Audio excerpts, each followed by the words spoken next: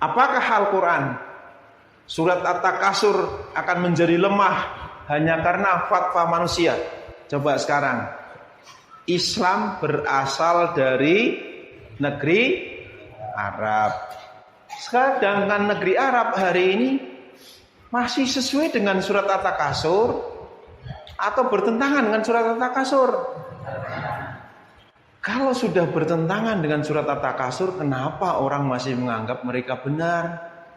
Dan hari ini orang-orang umat Islam juga tidak sedikit yang bermegah-megahan. Maka kita akan bahas.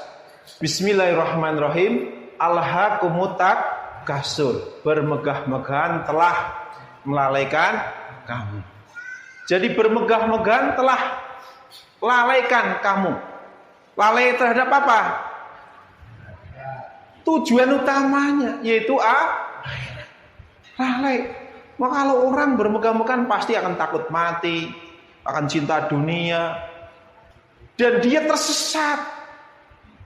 Lalai itu ya tersesat. Jadi bermegah-megahan telah menyesatkan kamu ya sama. Sampai kamu masuk ke dalam kubur. Jadi artinya apa? Kamu akan lalai sampai masuk ke dalam kubur. Jadi artinya apa? Kamu tidak akan sadar kalau kamu telah tersesat sampai kamu mati. Maka sebelum meninggalkan bermegah-megahan, manusia tidak akan sadar. Itu udah janji pasti dari Allah. Manusia sebelum meninggalkan bermegah-megahan, dia tidak akan menyadari kalau dia telah lalai. Maka ayat selanjutnya, sekali-kali tidak, kelak kamu akan mengetahui. Sekali-kali tidak di sini apa? Tidak akan pernah saudara menyadari kalau saudara telah lalai. Maka dikatakan lagi, kelak kamu akan mengetahui akibat perbuatanmu itu. Caranya gimana biar sadar? Tinggalkan bermegah-megahan. Kemudian sekali-kali tidak, kelak kamu akan mengetahui. Kemudian sekali-kali tidak. Jadi artinya apa? Impossible. Tidak mungkin saudara akan sadar kalau saudara telah lalai di dunia sebelum saudara meninggalkan bermegah-megahan di ayat selanjutnya. Sekali-kali tidak, sekiranya kamu mengetahui dengan pasti. Sekiranya kamu mengetahui dengan pasti, niscaya kamu benar-benar akan melihat neraka. Jadi kesadaran kalau kamu tersesat, kesadaran kalau kamu telah lalai, itu justru ketika saudara sudah dihadapkan ke neraka jahim. Maka ayat selanjutnya, kemudian kamu benar-benar akan melihatnya dengan mata kepala sendiri. Kemudian kamu benar-benar akan ditanya pada hari itu tentang kenikmatan bermegah-megahan di. Ini kan jelas. Kenapa hari ini ada orang yang bilang bermegah-megahan dalam ketaatan itu halal. Itu akan diminta pertanggungjawaban di sisi Allah tuh, kalimat-kalimat itu tuh. Banyak orang yang mengaku muslim tetapi hidup bermegah-megahan dengan dalil sahabat Nabi kaya, yang padahal sahabat Nabi adalah orang-orang yang zuhud walaupun kaya, tetapi dengan kekayaannya untuk membela agama Allah. Berbeda hari ini, banyak yang mengatasnamakan agama untuk mencari kekayaan dan hidup jauh dari akhlak Nabi, yaitu zuhud terhadap dunia. Itu hari ini. Maka kita belajar pada siapa? Abdurrahman bin Auf, sahabat Nabi. Pada suatu hari Abdurrahman bin Auf dihidangkan makanan kepadanya, lalu ia berkata, Mus'ab bin Umair telah terbunuh. Ia adalah orang yang lebih baik dariku. Namun saat hendak dikafani, tidak ada kain kafan yang bisa membungkusnya kecuali hanyalah burdah kain bergaris. Dan Hamzah terbunuh atau orang lain yang lebih baik dariku, lalu tidak ada kain yang bisa dijadikan kafan untuknya kecuali burdah.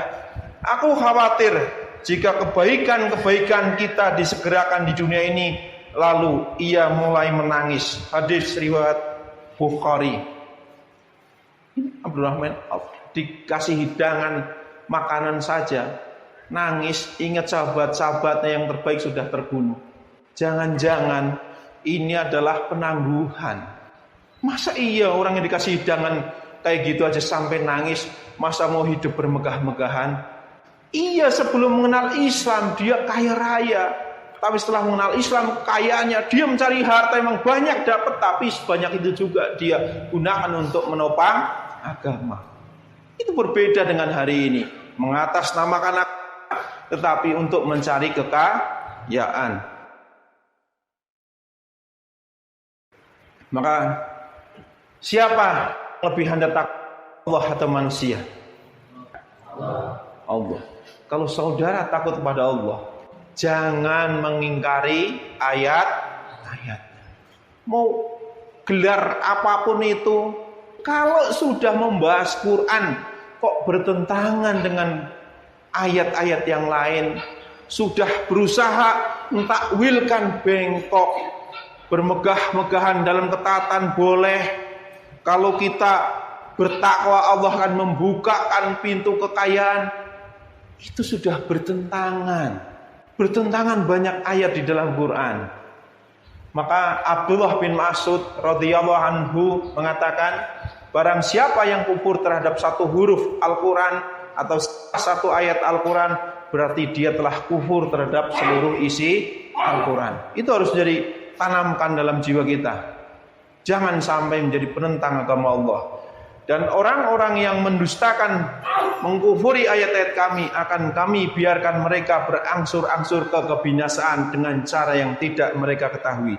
Dan aku akan memberikan tenggang waktu kepada mereka. Sungguh rencanaku sangat teguh. Quran surat Al-A'raf ayat 182 dan 183.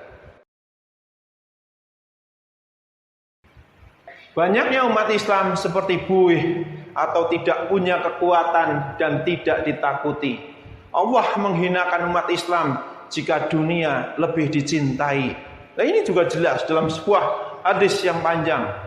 Riwayat Abu Daud, Imam Ahmad, Rasulullah SAW bersabda, telah berkumpul umat-umat untuk menghadapi kalian sebagaimana orang-orang yang makan berkumpul menghadapi piringnya.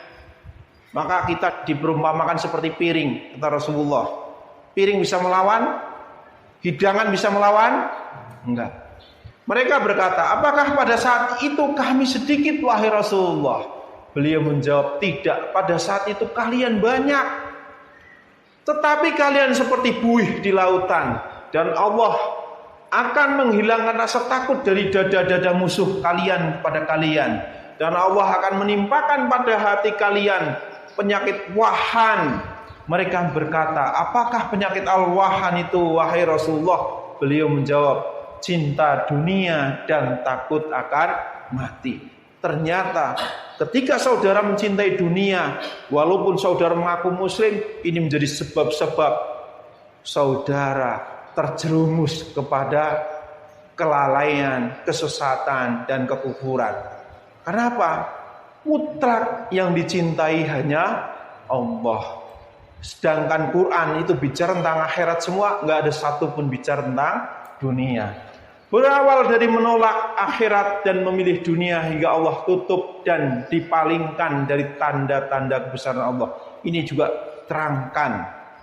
Jadi diterangkan bahwa dalam Quran surat Al-A'raf ayat 146, Bismillahirrahmanirrahim, akan aku palingkan dari tanda-tanda kekuasaanku orang-orang yang menyombongkan diri di bumi tanpa alasan yang benar.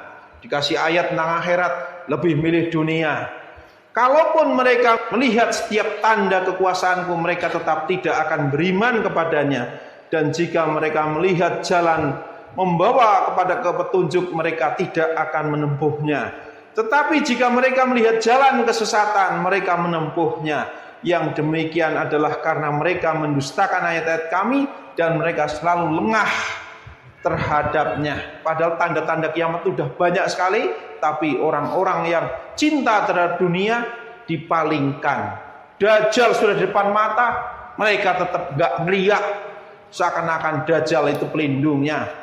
Ya'juj dan Ma'juj sudah jadi tetangganya, dia tetap tidak melihat, seakan-akan Ya'juj dan Ma'juj masih di dalam sumur. Itulah orang-orang yang dipalingkan dari ayat-ayat Allah. Maka jangan karena dalil-dalil seperti ini. Bagaimana saya bersedekah, infak, zakat jika saya tidak kaya? Seakan zakat, infak, sedekah kalau sudah kaya. Banyak kan dengar gitu? Bagaimana Islam akan jaya jika umat Islam miskin? Pernah dengar kayak gitu? Banyak. Bagaimana kelompok kecil bisa mengalahkan kelompok yang besar? Dengar kayak gitu juga? Masya Allah. Itu adalah perkataan-perkataan orang yang cinta dunia dan tidak percaya dengan pertolongan Allah. Ingat itu. Itu perkataan-perkataan orang yang sudah mulai tersesat. Karena apa? Dia tidak percaya kepada Al-Quran. Padahal di dalam Quran surat Al-Baqarah ayat 249 sampai 250 diterangkan. Maka ketika Talut membawa bala tentaranya, dia berkata, Allah akan menguji kamu dengan sebuah sungai.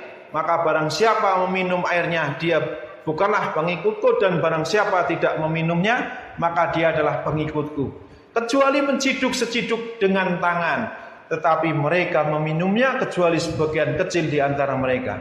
Ketika dia Talut dan orang-orang yang beriman bersamanya menyeberangi sungai itu, mereka berkata, kami tidak kuat lagi pada hari ini melawan Jalut dan bala tentaranya. Mereka yang meyakini bahwa mereka akan menemui Allah berkata, yang meyakini akhirat berkata, betapa banyak kelompok kecil mengalahkan kelompok yang besar dengan izin Allah.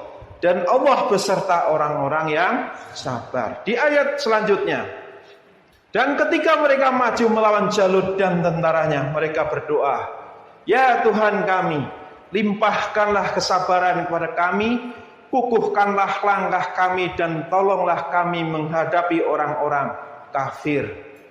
Dari ayat ini sudah jelas, pertolongan Allah bukan karena banyaknya harta, banyaknya pasukan, banyaknya kelompok, tapi pertolongan Allah seberapa sabar kita menerima ujian dari Allah, seberapa kuat kita mentaati Allah. Kalau kita di sini kebanyakan orang-orang yang tidak taat pada Allah, pastinya akan jauh dari pertolongan.